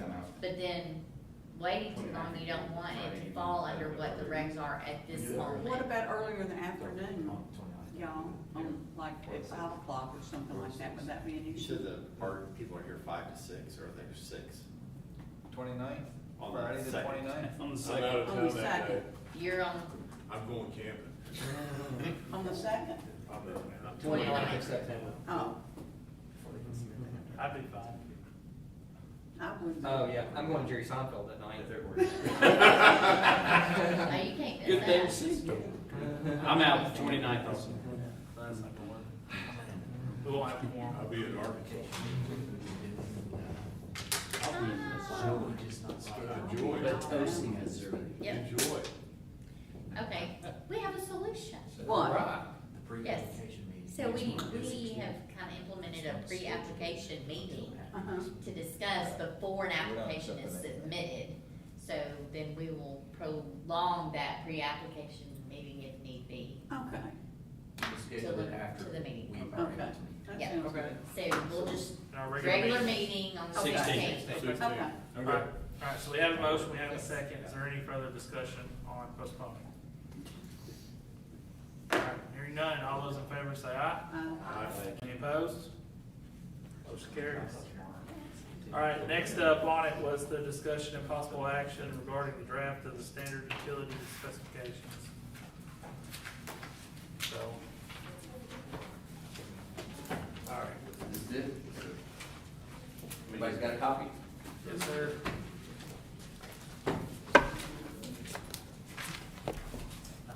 Cool. Okay. So, high level, I'm gonna just tell you there's just a couple things that we've changed.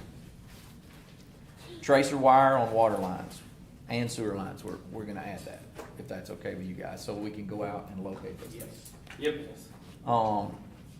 We discussed depths for water lines. We want the minimum to be at least 3 foot, so nothing freezes unless it is just terribly, terribly cold. We discussed a maximum. We're going to put a recommendation in there that the maximum be 6 feet. Except, we're not gonna call it a maximum, we're gonna say 3 to 6 is where we want them. Because sometimes you need to go under something or over something or miss something in your design. But it is much easier and safer to trench 0 to 6 feet, right? If you get deeper than 6, you got a trench box, you got a bench, you gotta do other things that frankly are harder, more expensive, and more dangerous for your crew. So we wanna stay 6 and up if we can. So, yes. Yep. So, let's see. Where The does other, electrical come in then? Height, or is there going to be different height for electrical? electrical will be, yes, and that's something else that we did not talk about in the subdivision regs. Because we have a standards, location of all the utilities that we are going to include in the subdivision regulations.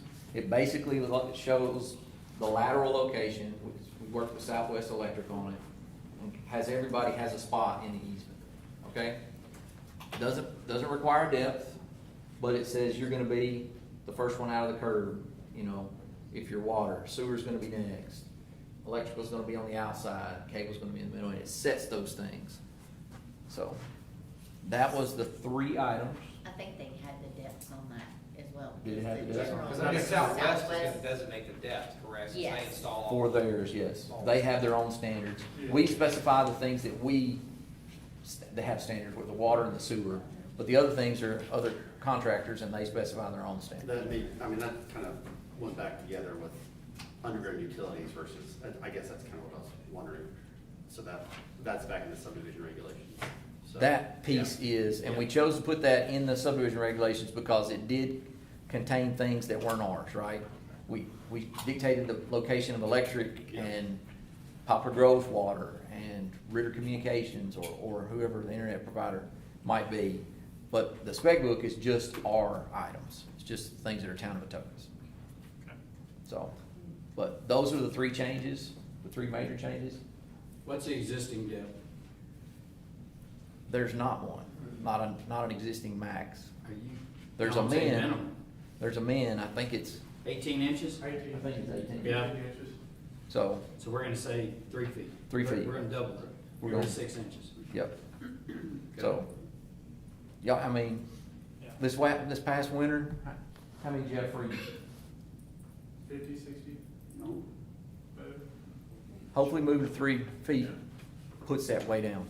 Yeah. You still may have one, but you should have way less, hopefully like this many. Is that depth from the main to the house? Is that what you're talking about, or are we talking about the main lines coming? We're talking about the minimum depth period, 3 feet. Yeah, okay. Yep. So now it's gotta come up to the meter, and then our responsibility stops at that meter. So from the meter in, that's the homeowner's responsibility. So, What's the freeze line? freeze line here depends on where you look. About 18. 6 inches to 3 feet, and it's in the range that we're in. So, I've always heard 18, so I learned something new. Yeah, yeah, I thought it was 18 also. yeah. So, That's why I asked them. That's- well, and guys, you have an outlier event like we had this last year where you get -1, right? For several days. For several days, and that's where you go, man, I wish I'd gone 3 feet, cause 18 inches got bit. So, you don't have that, I mean, obviously, we don't have that every year, thank the Lord, we don't. I don't have clothes for that. But we also don't wanna be out there on those coldest days of the year fixing if your water main breaks, we just don't wanna do that. So, I know, I think our mayor also found some table contents, just fix the location at the top. I have it scribbled out Okay. over here. yes, sir. I don't have any Yeah, ill I've got words. a couple of things. Well, that's where we got the base for this document. Yes, sir. Yes, sir. So, Yes. Hey, I've got 2 things. Yes, sir. On page 1.00-29, it's 106, review and approval. It talks about the developer will attend the planning commission workshop on the 2nd Tuesday at 5:30 PM at Atoka Town Hall. Yeah, and then it goes in step 4, the 4th Tuesday. And then over on page 31, it talks about it again for the final. And I'm looking in the construction one. so we got some inconsistencies to straighten out. Yes. Thank you, sir. And any of that stuff that y'all see, please tell us. Y'all know how it is when you've gone through a book as many times as we've gone through a book. Sometimes you don't see the forest for the trees. So. Okay. Guys, that's all I have. Thank you for your time. All right. Is there any more discussion or action that y'all want to take with the standard utility specifications?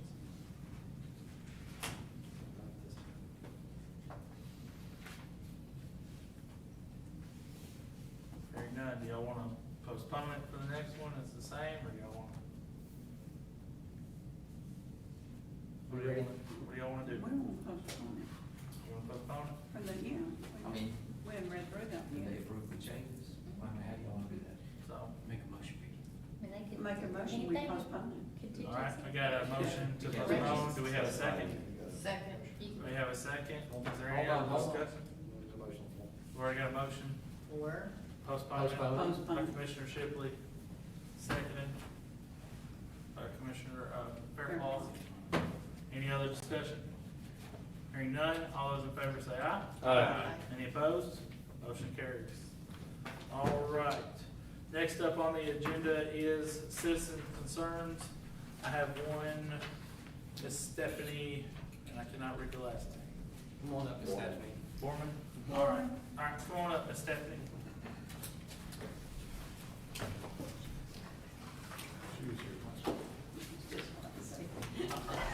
How are you? I'm fine. I'm Stephanie Borman. I live at 125 Atkinson Circle. That's right across from the Boy Scout hut. First, I'd like to say Happy Constitution Week and happy birthday, Thank you, Miss Stephanie. Mayor Aiken. I got scribbles all over here. First thing, homeowners association. I've lived here, my family has lived here since the beginning of time, okay? When you live in a place for a long time and then somebody comes along and says, oh, you've been doing that for 100 years, we don't want you to do it anymore. People get pissed. It's not just me. It's everybody else too, okay? And if you're doing it, the homeowners association, for one, those people don't like the fact that the other people aren't doing it. So it goes round and round like that.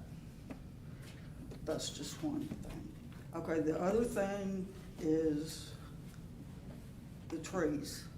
I'm a farm girl. Trees don't hold your soil. Sorry. It's the vegetation that holds the soil. It's the vegetation around the trees. If a bunch of rain comes through where a tree is and there's nothing growing around it, the roots are gonna be showing. So y'all can keep your trees, that's fine. And if a homeowner has to cut down a tree, y'all seen the trees in my yard. They cost a minimum of $5,000 to cut down a tree. So if you have to do 5 trees and get somebody else to do it, we do as many as we can ourselves when we need to cut them down. But when you have somebody else to cut them down, it gets expensive. And now you're gonna be telling people that they have to have trees in their yard. Well, 50 years from now, those trees aren't gonna be little bitty trees. So I just wanted y'all to know that. And, okay. The last thing I wanted to tell you was about my house. The house that I live in may be the oldest house in Atoka. It was built about 100 years ago by A.B. Blades, the son of J.E. Blades. And it was built on later. And when we took it over because hopefully it'll be here later. In 1980, it was used as a haunted house. That means the entire inside was gutted, the outside looked like crap, and there was stuff all over the place. Now, when we have done all the stuff that we have done on this house, and somebody comes to our yard and says, we don't like that piece of paper that's in your yard, would you please get it up? I'm not happy, and I'm not gonna be happy. I spent 40 years working on that house, and I'm not gonna be happy when somebody comes and complains about some little piddly stuff. Does that make sense? I'm not trying to be ugly. I'm really not trying to be ugly to y'all. I appreciate everything that you do, and I know what you're doing is important. Can you give us a for instance? I'm kind of lost. For instance, on what? On the piece of paper in the yard, I'm not sure I'm following on that. Y'all don't know the story, do you? I don't either, Steve. Okay, the building inspector, and I appreciate the code enforcement officer. He does what he's told to do. He came and left a note on our door that we had violated something. And come to find out, what we had done wrong was we had in a trailer a washing machine, which my husband, who works 8 hours a day, 5 days a week, had in a trailer, and we had switched it out, and it sat there for 2 weeks, and somebody didn't want it there. Well, my husband told me I was stupid for being ugly, and I'm sorry I was ugly. But just you know, give the people that live here a little leeway. We're not that bad. You know, we've been here a long time, and we welcome people that come, but we're not that bad. So he told you you had to move the washing machine, is that what you're saying? Yeah, or we were gonna get fined. Okay, I couldn't follow the piece of paper with the other, okay. Well, it's the same sort of thing. If I Right. got, you know, if my yard doesn't look just perfect and the grass is as high and I don't cut it, something's gotta be done. And I've lived with no neighbors all my life, and then I come along and people are just looking at me from every single direction. It makes me nervous. All right? And, I mean, am I being ugly? Am I being No, we'll bad? take it in consideration. I think it's one thing, you know, I mean, if there's ever an issue, you know, if I do something wrong, I want people to let me know. But But also, I want the ability to fix it as well, and so. we have no way of knowing who is complaining, because they're not allowed to tell us Yes, ma'am. who was upset about it. If we knew who was upset about it, maybe we could talk to them, but Yeah, we that also can't. causes some other issues too, that from the legal side. Well, of they it. don't want us getting back at somebody that complained about Yes, ma'am. something. I understand that, but it just I think- makes I you think- mad, it just makes you mad at everybody, Yeah. okay? And I think, you know, we've implemented those rules where we want to give people enough time to fix whatever issues are addressed and stuff, so hopefully that's your experience. If not, then, you know, that's something. Well, that's- every time the regulations change, Yeah. you know, I'm here 40 years, how many more, if I'm here 40 more years, how many more times are the regulations gonna change, and I'm gonna have to keep up with those? Yes, ma'am. Well, I can't answer that. I mean, Well, times change, and we either get with it or you die, you know, so, but I appreciate it. Ms. Gabbard. I don't, well, like I said, I don't mean to be ugly. Oh, no, ma'am. And I don't I think that way. appreciate the work y'all do. I know y'all get yelled at all the time. Thank you, man. Thank you. All right, that's all I have. The chair entertain a motion to adjourn. Motion to adjourn? We have a motion. Do we have a second? I second. All right, we have a second. Without any objection, we stand adjourned. Hey, can we hold on 1 second after we adjourn? Oh, he didn't get me. Only So, got birthday. there is an objection. I did forget, still something that we wanted to. Yesterday was the mayor's birthday, so nothing I'll share with some cupcakes, and also Stephen's anniversary tonight. Oh, yeah. I get to spend it with you. Very nice, very nice. He looks great for 25. All right.